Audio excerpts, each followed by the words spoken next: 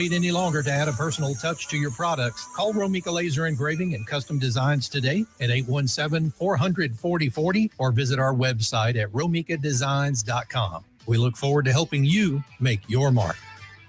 Fast Track Student Loans can get your student loans out of default, stop any wage garnishments, stop collection calls, and stop seizure of your tax refund. Give yourself a break. Stop the stress and get your student loan payments down to as little as $25 a month based on what you can afford to pay. 800-709-4395, 800-709-4395, 800-709-4395, 800-709-4395.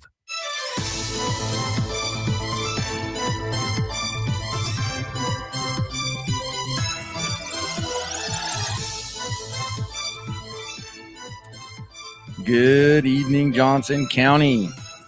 Welcome to this week's episode of the Texas Transparency Project. The Texas Transparency Project airs most Thursdays at 5 p.m. here exclusively on JOCO Community Radio. JOCO Community Radio focuses on all the ins and outs of Johnson County, Texas. JOCO Community Radio has many shows and airs 24 hours a day. You can visit the JOCO Community Radio Facebook page to watch shows live or to see replays. Also, you can go to www.jococommunityradio.com, where Apple and Android apps are available.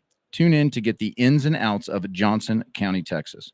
Here at the Texas Transparency Project, we focus on 3 of those topics and do what we can to shed light on how they affect all of us locally here in Johnson County. 1, Texas school politics. 2, Texas city politics. And 3, Texas state politics, if they are applicable to us on the local level. You can learn more about the Texas Transparency Project and our work at www.texastransparencyproject.org.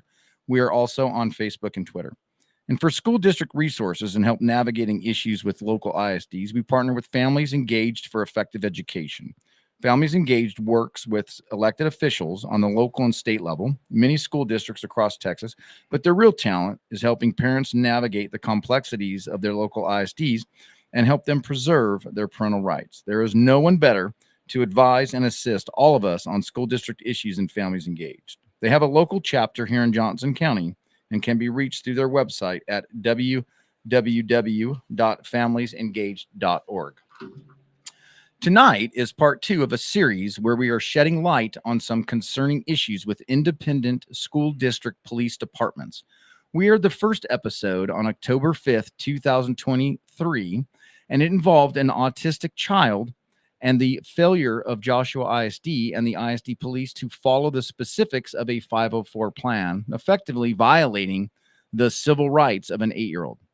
The chief of the ISD police department was intimately involved in that incident. It was captured on body cam footage, and it was a horrible, horrible experience for the child and the family. It resulted in the child being pulled from the ISD. Reality was that the Joshua Independent School District incident was not a law enforcement issue. It was a possible behavioral health issue, which begs to ask the question, why was law enforcement involved in an 8-year-old's behavioral health issue? The JISD incident was centered on the 504 plan, was really a failure on a much greater level. What level, you ask? Well, the muddiness created from merging a school district and a police department. It's a potential organizational structure nightmare. Now, we want to be upfront here. This is not meant in any way to be anti-police. This is 100% an organizational structure issue at the leadership level of the school district, their role at the leadership level of the school district, and their interaction with law enforcement. So why are we asking these questions? You may ask, well, simple. ISD police departments, while having a police chief, the department is truly beholden to the superintendent and the school board. Now, why is this bad? Well, this is bad for 2 main reasons. The school superintendents and trustees have 0 experience in law enforcement. Their lane is education. They're educators, not lawmen. They should stay in that education lane, not a lane overseeing a police department and the enforcement of laws. Leave that to the people that are experienced and that is their career. Stay in the education lane. School superintendent's evaluations, reviews from the school board is very dependent on at least an appearance of safe schools. that fact begs to question if enforcement of the law can be manipulated to give the appearance of safe schools. The education code leads me to believe that. Furthermore, why is the education code invading in the law enforcement space? That education code should focus on educating our kids, not enforcing law in schools. So again, this is not an anti-police issue. It's an organizational structure issue. So we're going to speak on specific incidents regarding some local ISDs. Our guest tonight on the Texas Transparency Project is Chad Kane. He is a current law enforcement officer and a former school resource officer. He's intimately familiar with this lane and this speciality in law enforcement. More importantly, he's a veteran, a retired Air Force airman, and a parent of a former Aledo middle school student. Mr. Kane was one of two parents who was issued an illegal criminal trespass warning by Aledo ISD. Mr. Kane, the other parent, ultimately sued Aledo ISD, and the result was Aledo ISD rescinded his illegal criminal trespass warning, as well as the one issued to the other parent. So, Mr. Kane, welcome to the Texas Transparency Project. And why don't you give a very brief history of your law enforcement background and your school resource officer background before we deep dive what Aledo did to you and your child? Sure. So I've been in law enforcement for 20 years. During that 20-year period, I spent almost 2 years as a school resource officer out of that 20-year period. Also, I spent 21 years in the United States Air Force, and out of the 21 years, 14 of it as a security forces or military police officer. So pretty substantial experience in the enforcement of law on the federal side, in the military, and in the outside the federal here locally. Is that correct? Yes, sir. And to make it clear, you did not work for an independent school district police department. You worked for a normal police department that had a memorandum of understanding with the school district, correct? Yes. Okay. And we want to highlight the two differences and we'll get into the differences here as we move forward between the differences between a dedicated independent school district police department and a memorandum of understanding where a police officer is on assignment at a school district. So before we get into the incidents, we definitely want to mention what basically is the Uvalde effect here. So everybody in Texas knows about Uvalde. Yes. And Uvalde really brought a lot of uncomfortableness in how it was handled, and it identified some major systemic failures here. And so anybody that's needs to wants some clarification on this, Google Texas Tribune Uvalde and look at the timeline to see the systemic failures of Uvalde. It's centered around communications, access to doors and rooms, and the ISD police department's failures, mainly of the former police chief. The reality is, anytime you have a barricaded shooter, an active shooter situation, it's a very asymmetric and dynamic problem. And true problem solvers are needed to protect schools, not school administrator trustees overseeing law enforcement. And just on how bad these failures were, a July 2022 Texas House Committee determined that the law enforcement response was plagued by, and this is a quote, systemic failures and egregious poor decision making. All this heavy push for ISD police and a greater police presence in schools has been ramped up since the Uvalde incident.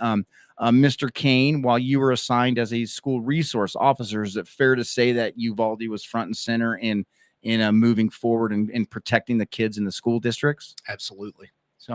So everyone needs to understand that a lot more emphasis was put on the safety in the schools, which is a good thing. Safety in schools is priority number one. If the question is here, how we go about it and who oversees that. So police in the schools are necessary. It's not going to go away. Like I said, it's paramount. So all that being said, the following questions need to be asked. Is it time to remove the superintendent and the trustees from the decision-making process and inner workings of the ISD police force? So to answer that question, we're going to be deep diving some incidents where, in my opinion, the role of law enforcement was inappropriately utilized. But before we get down to that, we're talking about currently ISD police departments, the superintendent and trustees oversee the police department. So I'm going to reference Texas Education Code 37.081, which is school district peace officers, school resource officers, and security personnel. This is current as of April 14th, 2021. And what this does is this allows school boards to set up an ISD police force, among other things. But I'm going to quote some things out of here. The board of trustees, that's the school board, the elected officials, the board of trustees of the school district shall determine the law enforcement duties of peace officers, school resource officers, and security personnel. So this is in all ISD police departments. So again, this education code, not a law enforcement code, not penal code, nothing with law enforcement. The education code states the board of trustees shall determine law enforcement duties. It also says the board of trustees of the district shall determine the scope of the on-duty and off-duty law enforcement activities. So it's determining the specific duties and the scope of the law enforcement. That's the board of trustees. That's the elected school board. And it also states a school district may not assign or require duties of a school district peace officer, a school resource officer, security personnel, routine student discipline, or school administrative tasks. So this code prevents the school district from assigning roles that is basically routine student discipline. And this was at the epicenter of the Joshua ISD incident, where basically an unruly 8-year-old autistic child on a 504 plan, the chief of police of Joshua ISD was utilized in a behavioral issue, not a law enforcement role. So one good thing about this education code, it's supposed to prevent that. However, this is where that gets really muddy. The next section that I'm going to read: the chief of police of the school district police department shall be accountable to the superintendent and shall report to the superintendent. Now, superficially, it makes sense that the superintendent should oversee everything in schools, but the reality is he's an educator and a manager. He's not a law enforcement specialist. So the question you have to ask yourself is, should his experienced, knowledgeable hands be entering into that law enforcement cookie jar, or should we let the law enforcement experienced individuals really drive that train? So, Mr. Kane, now, you operated on a memorandum of understanding from a normal traditional police department. Is it fair to say that some of these concerns we're raising didn't apply to that? You were allowed to enforce the law as seen fit? Correct. Okay, so it's very important that everybody understands the differences here between school resource officers on an MOU and a dedicated ISD police department. And we'll get into some possible solutions to shore this up as we move on. So here again, this is an organizational structure issue, and it's highlighted by the fact that the education code gives substantial influence over law enforcement to those that have no experience in that lane, specifically the superintendent and the trustees. So we're going to discuss an incident that's very personal to you, Mr. Kane, and it's an incident that happened at Aledo ISD. And here again, you're a school resource officer, a law enforcement officer, but you're a parent as well. Yes, sir. And so why don't you walk us through what happened in Aledo and the timeline of that, and then we'll highlight some specifics as we move forward. Sure. So September 10th, 2019, I was working out at the Joint Reserve Base on duty out there. And so I was getting ready to go fly with the military and on a training flight, and I received a phone call from the school nurse at Aledo ISD. My son was in 7th grade at the time, 2 weeks into his 7th grade school year. And the school nurse, whenever she called me, she told me that my son had been involved in an incident where he struck his head or hit his head. And she asked me, do you want to come and get your son and take him to the hospital? And when I asked her what happened, she really couldn't explain what happened. She just said that he was involved in an incident with another boy and asked me if I wanted to come and get my son and take him to the hospital. And she didn't go into detail about what happened. So she basically downplayed it while asking me if I wanted to come and get him and take him to the hospital for a head injury. And, I explained to her that I was at work, and if it's an emergency, I can come and get him and take him to the hospital. But ultimately, she said that she was dealing with EMS, and she assured me that EMS was not there for my son.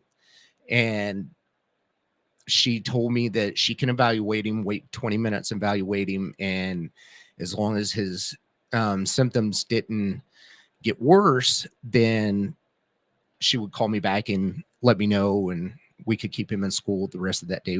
He has a learning disability, so I try not to pull him out of school unless I absolutely have to, because he gets behind.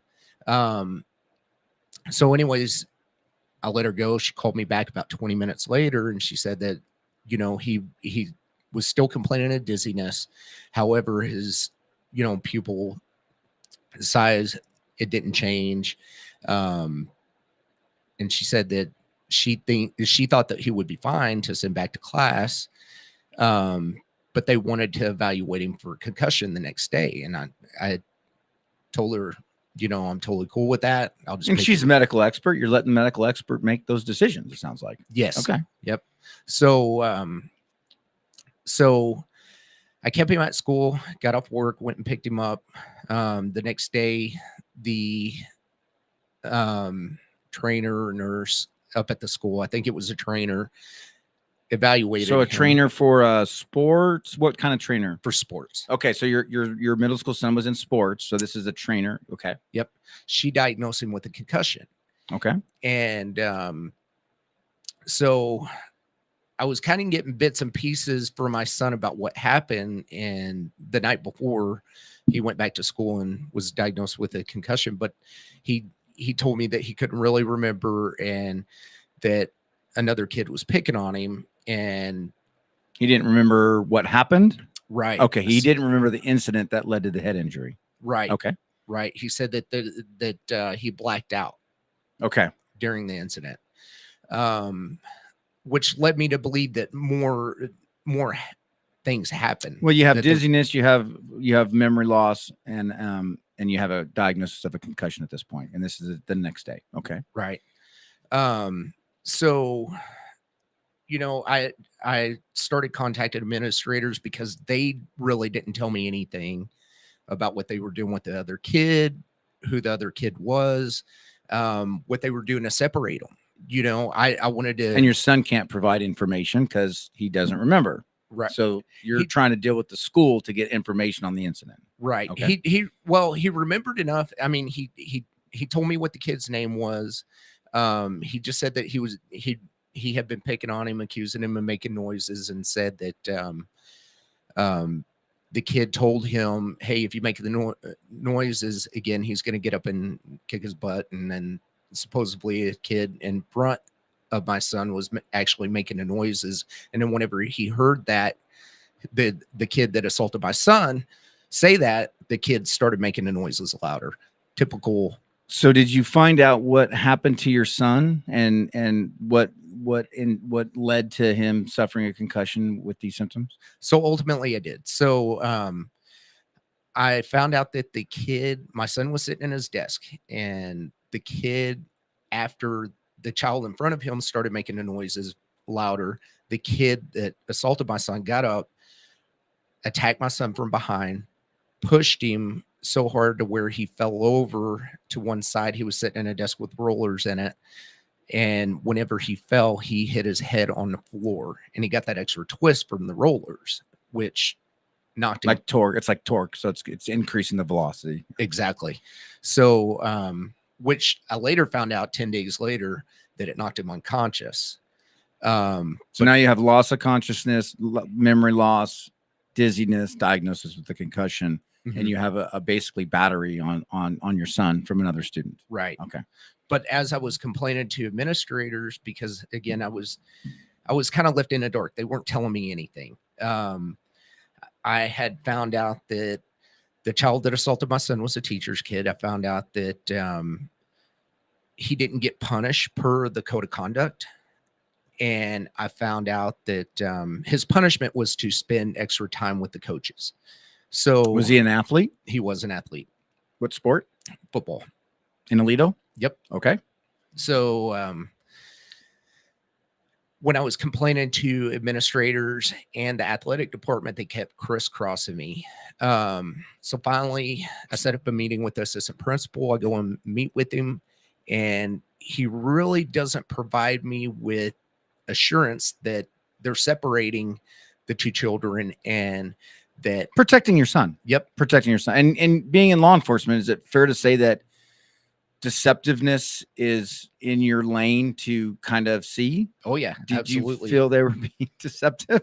100%. Okay. I mean, because they weren't going by the code of conduct, the school code of conduct. They didn't punish a child per the school code of conduct. He was still able to participate in sports. Even the day of the assault, from what I heard. And anyway, so whenever I met with the assistant principal and I learned that he still wasn't being punished per the code of conduct, I told the assistant principal that I wanted to file charges on the child for the assault bodily injury. Okay. Because, if the school's not going to do anything about it, I'm Sure. going to do something about it. Sure. So does Aledo ISD have an ISD police department, or do they have a police department that operates under a memorandum of understanding? They have an ISD police department. So Aledo ISD has an ISD police department. Now they're going to get involved because you're filing criminal charges for battery Right. against your son who was knocked unconscious, dizzy, diagnosed with a concussion, memory loss. Correct. Okay. So the assistant principal gets the school resource officer to come and meet with me. We go into his office and he looks at me and, asks for my name, my phone number, my address, and he just stares at me. And I'm staring back at him like, do you got any more questions to ask me? And I asked him that and he said no. And I said, well, can I get a report number? And he goes, well, that's not the way that it works out here in Aledo. Everything goes to the police chief, who's Fred Colley.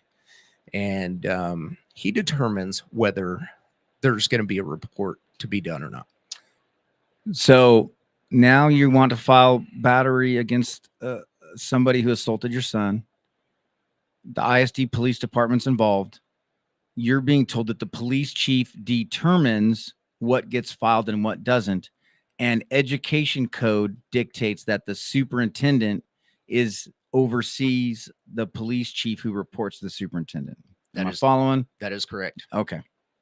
So I leave there, go home, expecting to get a phone call that afternoon. My phone doesn't ring.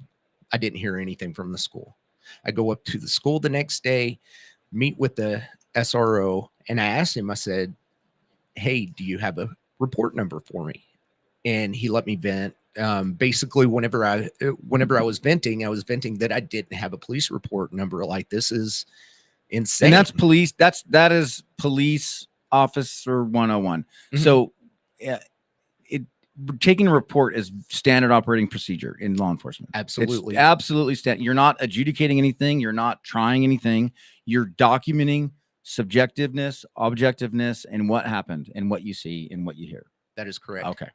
So and you can't get a report. I can't get a report. Yep. And that's a difference between, that's one of the many differences between ISD police and memorandum of understanding. Yep. MOUs are officers that work for independent organizations. They are subject to their policies and procedures, whereas ISD police, they can make up the rules. It's a lot different. Yeah. We're talking about general orders and stuff like that. So yes.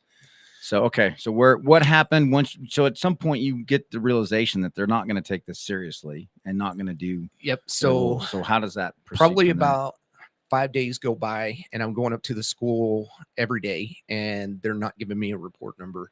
Finally, at the same time, I'm complaining to administrators on the school side and the athletic side. I make it to Steve Wood, and Steve Wood. What's his position? He was athletic director Okay, at the the time. athletic director. Okay. Out at Aledo. And I get him on the phone. I said, hey, I'm going to file charges against this kid if, this kid's not punished per the code of conduct. And he told me, that he spoke his mind and that life wasn't fair, but he would check with the parents to see if they wanted to have him punished. And I'm sitting here like, really? Since when is it up to the parents whenever a kid commits an offense in school to punish a child? And I don't know. I just didn't get it. So I became frustrated, not thinking about any repercussions. I went online on the social media and I created a post, and the post was simple. It said, if a child assaults another child in a classroom, shouldn't a child that assaulted the other be punished? And you did this on a local Aledo forum? Yep. Okay. Local Aledo Facebook group. And so we got about a minute and 20 seconds until our break. oh, wow. Yeah. And so let's so you do this social media post. Yep. What is the result of the social media post leading into the break? So I immediately got my report number. Okay. And being that I did not get off social media whenever I was instructed to get off of social media by the police chief, I did make several other posts, especially as I started learning information such as unconsciousness, the fact that EMS responded, which I was assured on the day of the assault that they didn't respond. I went back to social media, but ultimately I received a criminal trespass warning because I did not get off of social media. How many years in law enforcement do you have? 20. Any department you've ever worked for, is that proper procedure for issuing a criminal trespass warning? No. Okay. So we have, as we lead into break here, we have a superintendent who's overseeing a police chief who's beholden to the superintendent, school board of trustees who oversee the scope and roles and duties of the law enforcement officers of the ISD department, and athletes assaulting, leading to criminal trespass, not taking reports, policies not being followed. We'll be back after the break. Texas Transparency Project.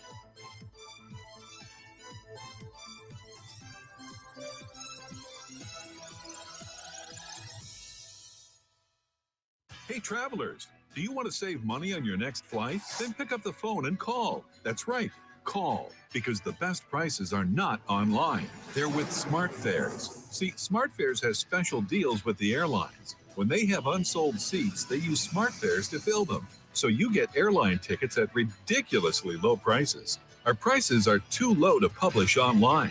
With the extra money you'll save, you can book another trip or treat yourself to dinner or shopping.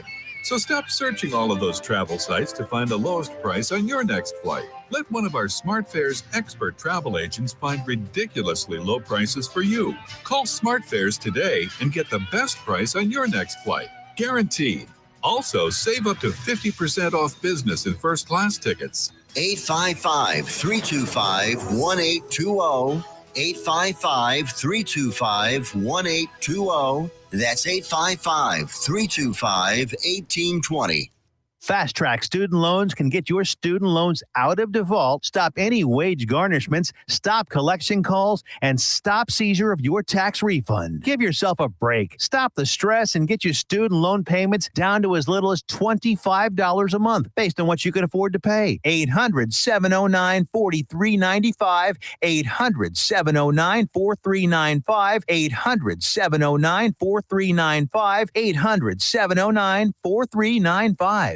Fast Track Student Loans can get your student loans out of default, stop any wage garnishments, stop collection calls, and stop seizure of your tax refund. Give yourself a break. Stop the stress and get your student loan payments down to as little as $25 a month based on what you can afford to pay. 800-709-4395. 800-709-4395. 800-709-4395. 800-709-4395.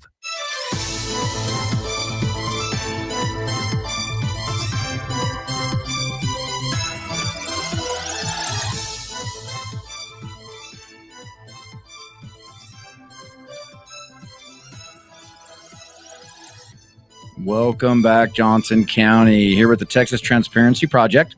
And before we get back with Chad Kane, I want to remind everybody that JoCo Community Radio is a member of EMG, a radio and podcast collective, proudly serving communities like Johnson and Tarrant County, Texas.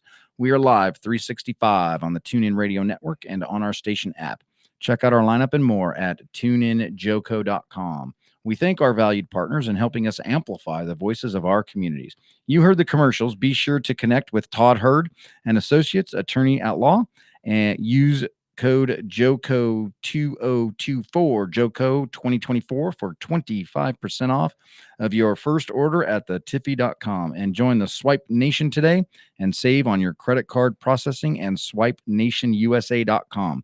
Locally owned and operated. Reach out to Tiffany at joe.co at jococommunityradio.com for advertising rates as low as $50 a month for the radio show. So we're here with a veteran, a current law enforcement officer, former school resource officer, parent of former Aledo middle school student, Chad Kane, and we're discussing him receiving an illegal criminal trespass warning. So to get everybody caught up, your son was assaulted, had pretty severe symptoms where EMS responded, and the school basically tried to downplay this and not follow their rules. And so you made a Facebook post and you received a criminal trespass warning.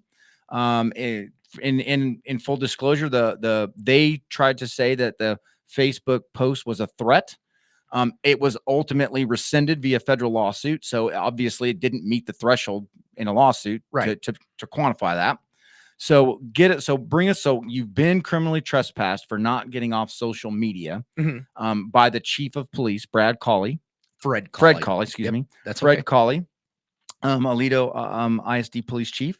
So what happened with this criminal trespass and how did you proceed from that point? And I know that Aledo's not Johnson County.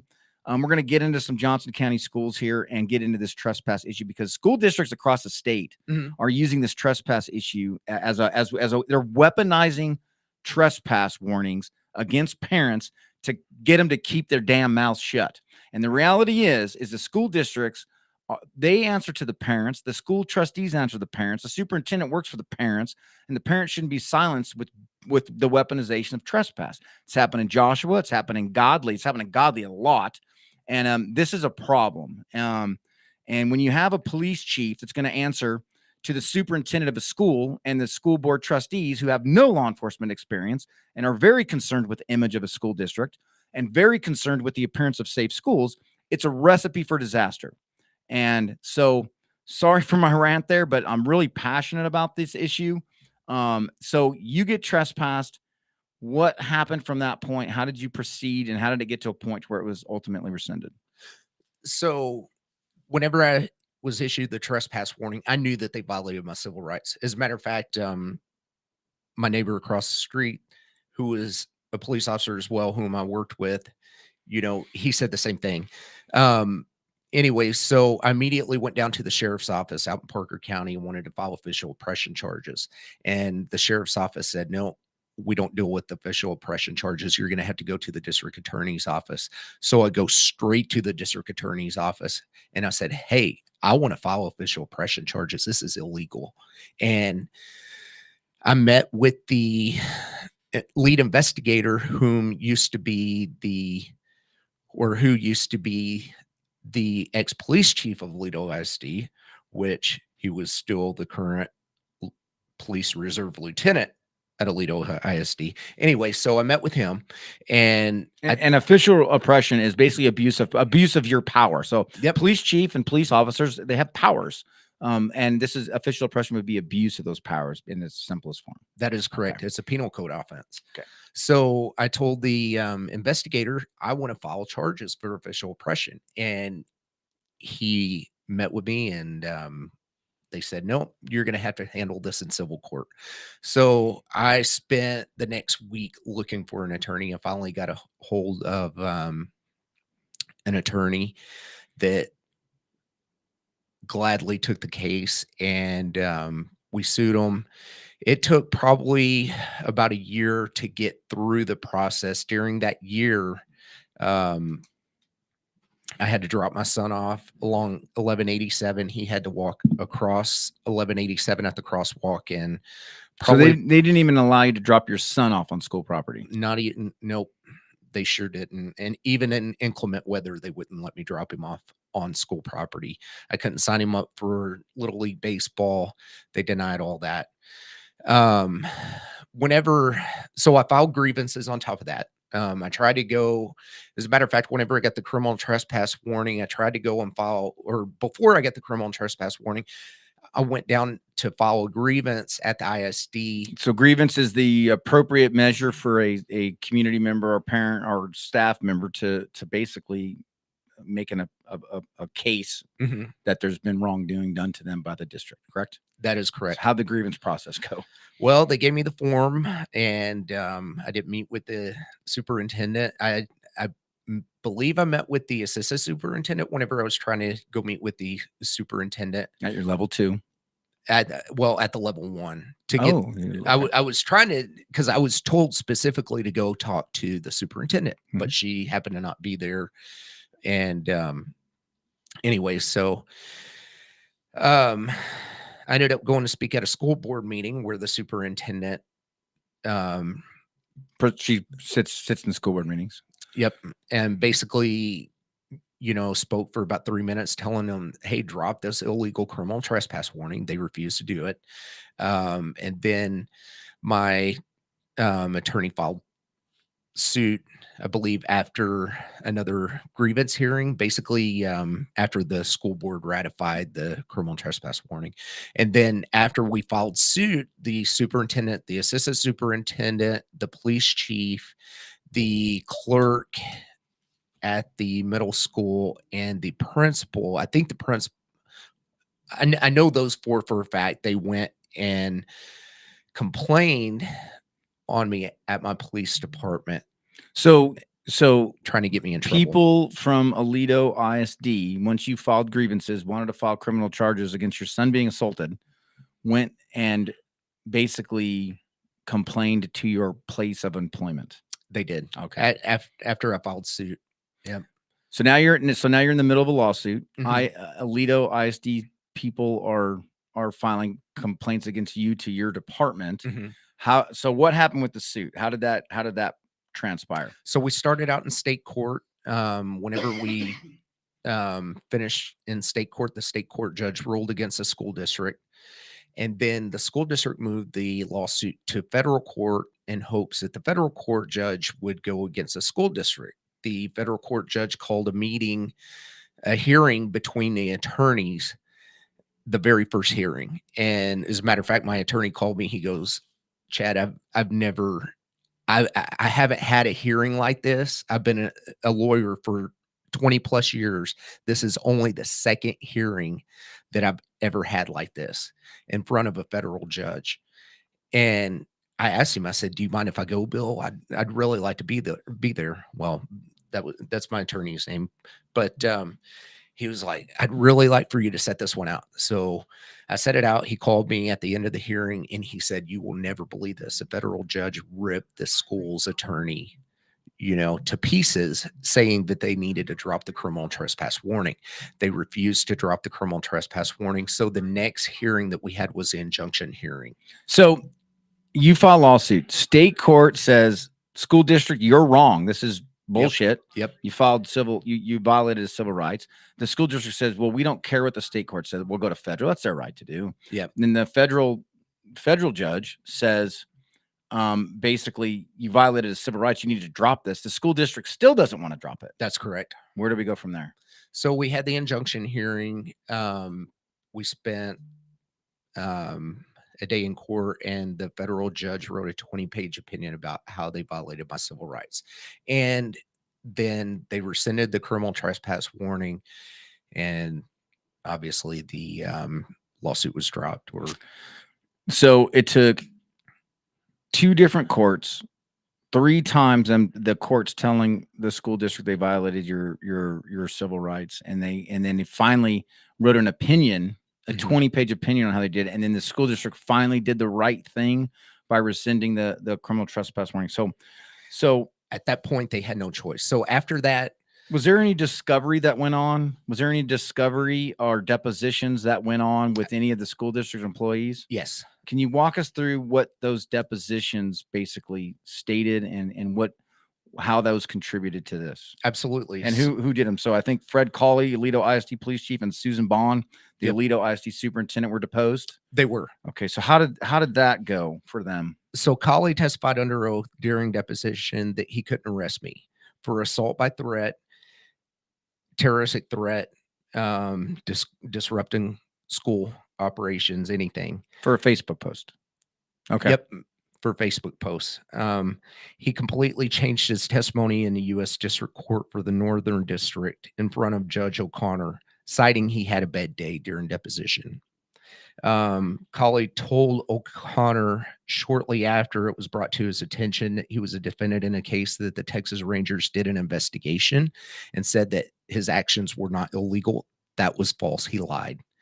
I tried on day one to get the Texas Rangers to investigate the official oppression, and they would not touch case. Not without the DA. No. Yeah. The DA had to approve it. Yep. So been there, done that. Yep. So I did an open records request and with the Texas Rangers just to confirm that they didn't do an investigation. And the open records request revealed that they didn't. No responsive records. That's correct. Yep. So been there, done that. Susan Bone testified that she was a lawyer. She had her law. This is the superintendent. Okay. She had her law license. She testified that she was governed by the laws of the state. She claimed that my social media post was a threat, but testified she didn't use Black Law's dictionary or the penal code to verify that it was a threat.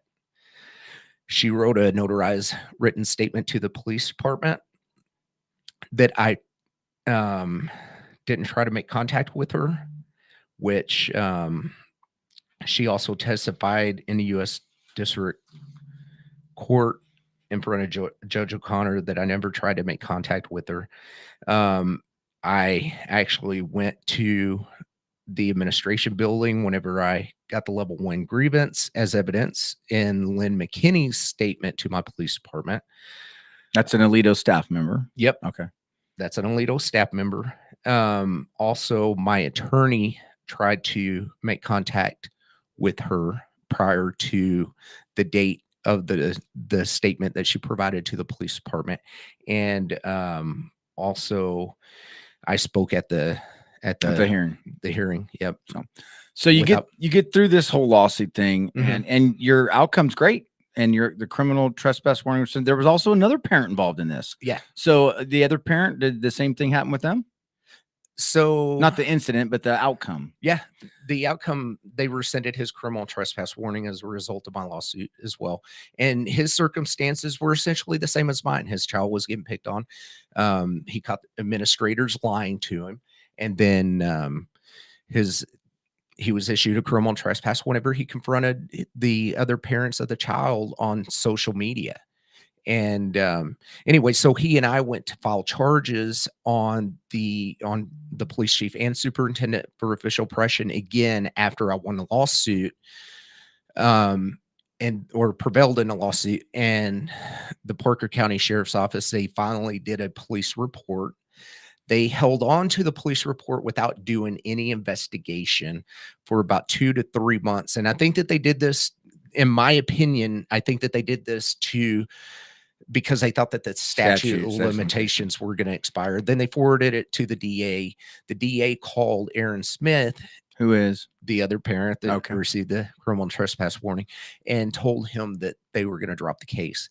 And so you still can't get any basically record. I mean, there's a problem with ISDs and their image and this image, and it's the dishonesty and the lengths that they'll go to preserve this eliteness of image and all this. It's absolutely mind-numbingly frustrating, and nobody wants to get involved with school districts.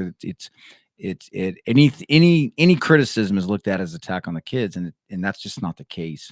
And I'm sorry that you had to go through this. On behalf of Joco Radio, thank you for your service, and I'm sorry that this happened to you. Thank you for sharing your story with everybody here.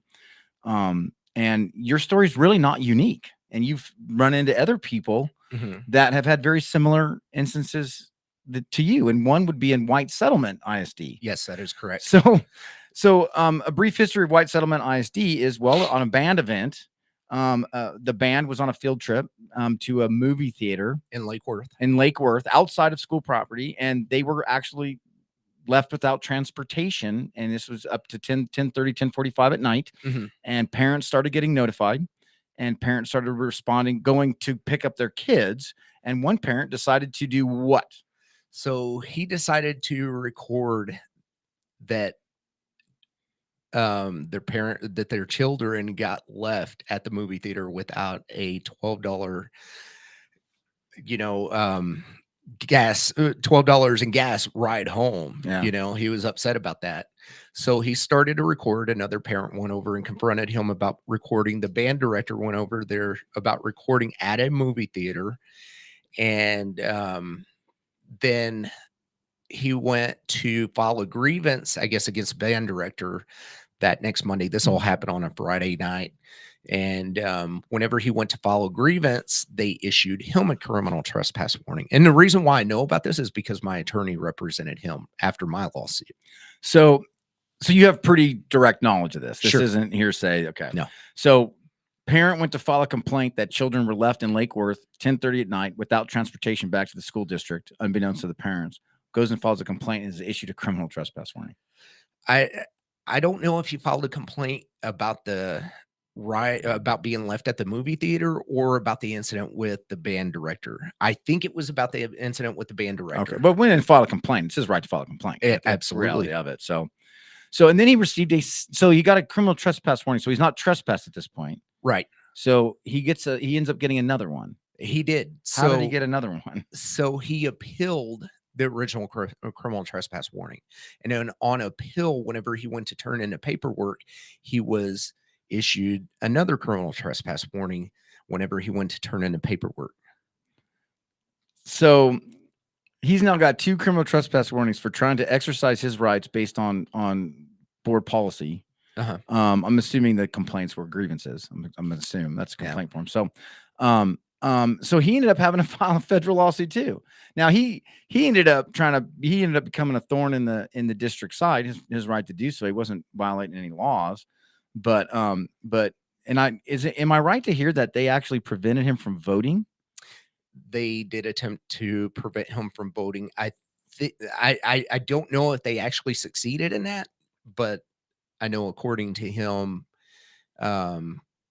they interfered with it substantially. So yeah, a lot of schools are used as voting sites, and that becomes a different lane when you're talking about your constitutional rights to vote. So so he ended up filing a federal lawsuit, used the same attorney you did. And how was the outcome of this lawsuit? Well, the criminal trespass warning was rescinded, and the school district settled with Mr. Evans, and that's his name. It's Scott Evans versus White Settlement ISD. If your listeners want to look up that case. So here are shows about the ISD police departments. They're beholden to the superintendent. School trustees determine roles and scopes of their duties. It's a difference between a memorandum of understanding with the police department.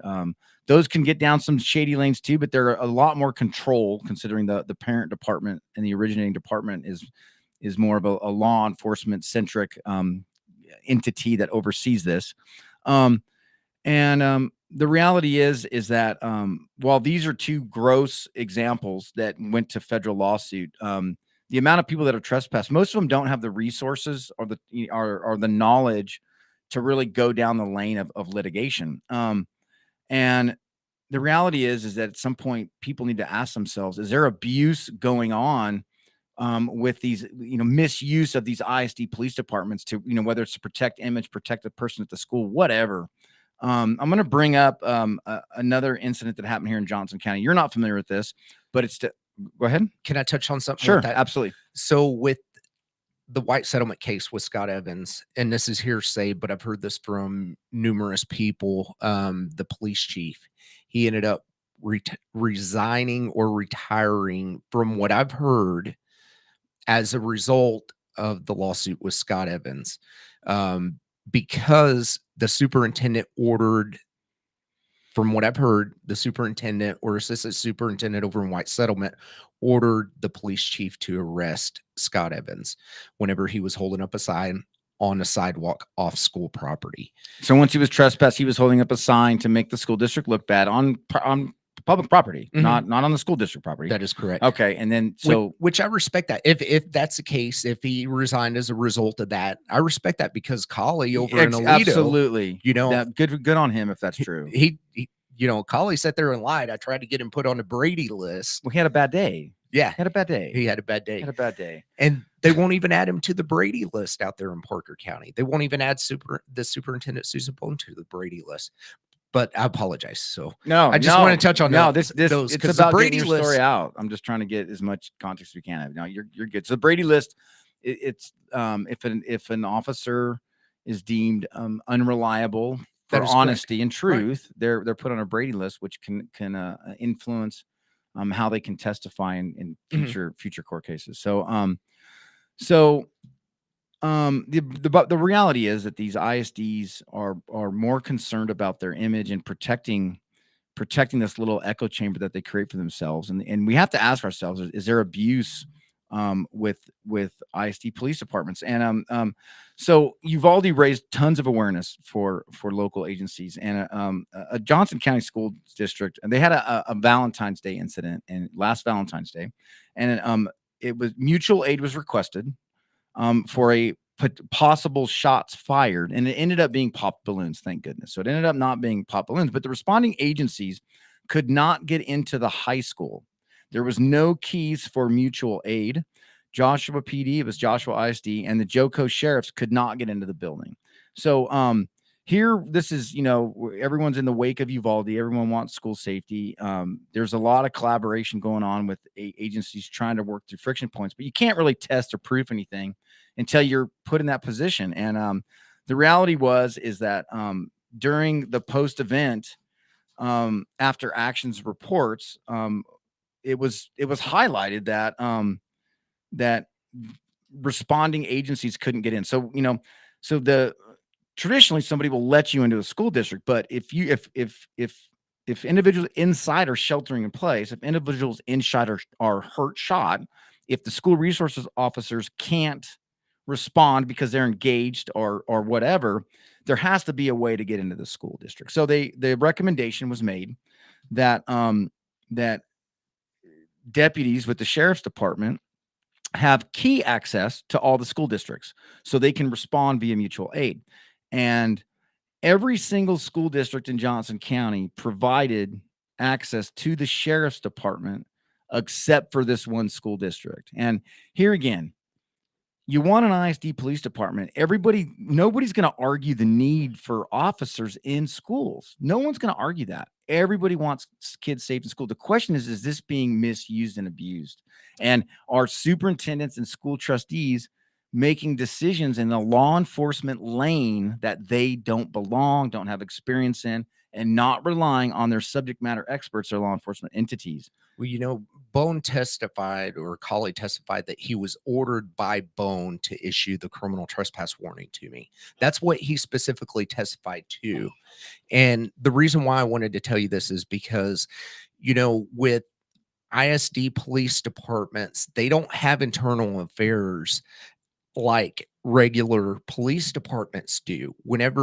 That's a good thing about being, using an independent agency, again, is that they have internal affairs, general orders that they have to pretty much abide by, that's outside of that scope of the education side. Correct. Yeah. And ISDs have general orders too, but their IA is worked on it's worked internal through the school district. Right. And I think that's where the problem lies. Yeah.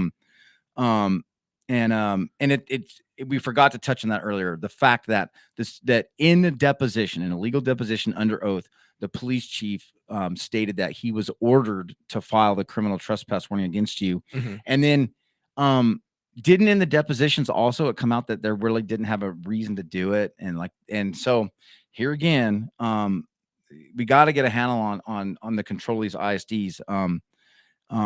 It's a really, really dangerous thing. I can tell you as a former school resource officer that, you know, we're human. We have our biases, whether Sure. they be good or bad, right?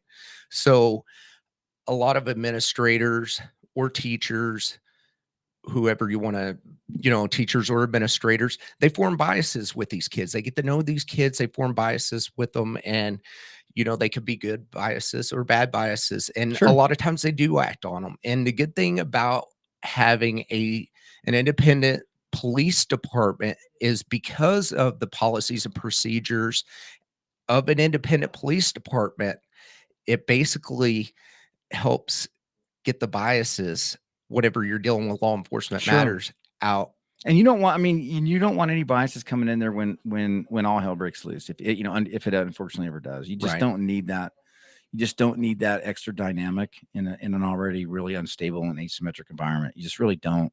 So to recap our show here before we get to the end, the reality is that Texas Education Code 37.081, Board of Trustees of the school district shall determine the law enforcement duties. That's bad. That needs to be changed. The Board of Trustees of the district shall determine the scope of on-duty and off-duty law enforcement activities. Bad. That needs to be changed. And most importantly, the chief of police of the school district police department shall be accountable to the superintendent. That's garbage. Needs to be changed. Keep education's lane, law enforcement lane. We'll see you next week.